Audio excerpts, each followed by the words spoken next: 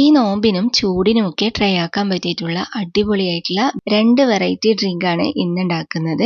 നിങ്ങൾക്ക് നോമ്പ് തുറക്കുന്ന സമയത്തും അതുപോലെ തന്നെ പെരുന്നാളിനും ഒക്കെ ട്രൈ ചെയ്യാൻ പറ്റുന്ന അടിപൊളിയായിട്ടുള്ള ഡ്രിങ്കാണ്. അപ്പോൾ നമുക്കിതെങ്ങനെ ഉണ്ടാക്കുന്നതെന്ന് നോക്കാം. ആദ്യത്തേത് ബത്തക്ക വെച്ചിട്ടുള്ള ഡ്രിങ്കാണ് കേട്ടോ ഉണ്ടാക്കുന്നത്. അപ്പോൾ നമ്മൾ ചെറിയൊരു പീസ് ബത്തക്ക എടുത്തിട്ട് ഇതുപോലെ കട്ട് ചെയ്യുക. എന്നിട്ട് ഇതിനകത്തുള്ള കുരുവെല്ലാം ഒന്ന് കളയണം കേട്ടോ.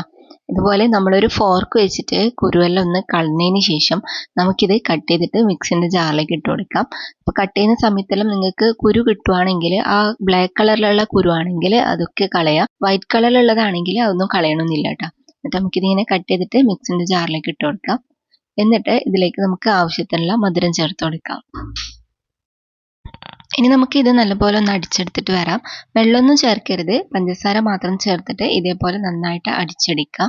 ഷുഗർ വേണ്ടാത്തവർക്ക് സ്കിപ്പ് ചെയ്യുക. വെറും വത്തക്ക മാത്രം അടിച്ചെടുത്തിട്ട് ഇതേപോലെ പാത്രത്തിലാക്കി കൊടുക്കുക.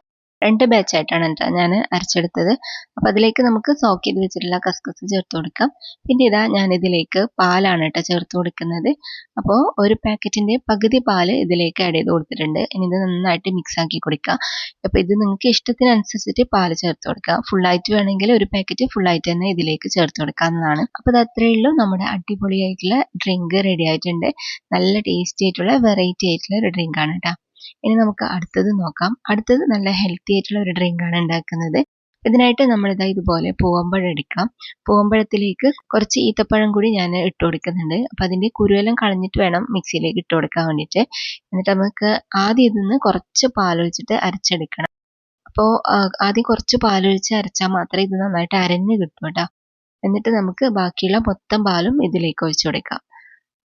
ടോട്ടലി ഞാൻ ഒരു പാക്കറ്റ് പാലാണ് എടുത്തത്. അത് നമ്മൾ നന്നായിട്ട് അടിച്ചിട്ട് ഒരു പാത്രത്തിലേക്ക് മാറ്റി കൊടുക്കാം. ഇതിലേക്ക് നമുക്ക് ഇഷ്ടമുള്ള ഫ്രൂട്ട്സ് എല്ലാം ചേർത്ത് കൊടുക്കാം. ഞാനിപ്പോൾ കുറച്ച് പഴം ചെറിയ കഷ്ണാക്കിയിട്ട് ഇട്ട് കൊടുക്കുന്നുണ്ട്. പിന്നെ കുറച്ച് ഉറുമാമ്പഴം ആപ്പിളും ആണ് കേട്ടോ ഞാൻ ചേർത്ത് കൊടുക്കുന്നത്. അപ്പോൾ നിങ്ങൾക്ക് പൈനാപ്പിളും പപ്പായയും ഒഴിച്ചുള്ള ബാക്കി ഏത് ഫ്രൂട്ട്സ് വേണമെങ്കിലും ഇതിലേക്ക് ഇട്ട് കൊടുക്കാം. എന്നിട്ട് നമുക്കിതിലേക്ക് കുറച്ച് കസ്കസ് കുതിർത്തിട്ട് അതും കൂടി ഇതിൻ്റെ കൂടെ തന്നെ ചേർത്ത് കൊടുക്കാം. അപ്പോൾ ഇത്രയേ ഉള്ളൂ. ഇതാ നമ്മുടെ അടിപൊളിയായിട്ടുള്ള ഡ്രിങ്ക് റെഡി ആയിട്ടുണ്ട്. ഇതിൽ നമ്മൾ ഈത്തപ്പഴം ചേർക്കുന്നതുകൊണ്ട് അത്യാവശ്യം മധുരം ഉണ്ടാവും. പിന്നെ കൂടുതൽ മധുരം വേണമെന്നുള്ളവർക്ക് കണ്ടൻസ്ഡ് മിൽക്കോ അല്ലെങ്കിൽ പഞ്ചസാരയോ ചേർത്ത് കൊടുക്കാം. അതേപോലെ തന്നെ നിങ്ങൾക്ക് ഇത്രയും തിക്നെസ് വേണ്ടാന്നുണ്ടെങ്കിൽ കുറച്ച് ഐസ് വാട്ടർ ചേർത്ത് കൊടുക്കാം. അപ്പോൾ നമ്മുടെ അടിപൊളിയായിട്ടുള്ള ഡ്രിങ്ക് ഇതാ റെഡി ആയിട്ടുണ്ട്. ഇന്നത്തെ 2 ഡ്രിങ്ക്സും നിങ്ങൾക്ക് ഇഷ്ടപ്പെട്ടിട്ടുണ്ടാവും എന്ന് വിചാരിക്കുന്നു. വീഡിയോ ഇഷ്ടമായാൽ മറക്കാതെ ലൈക്കും ഷെയറും കമൻറ്റും ചെയ്യണേ.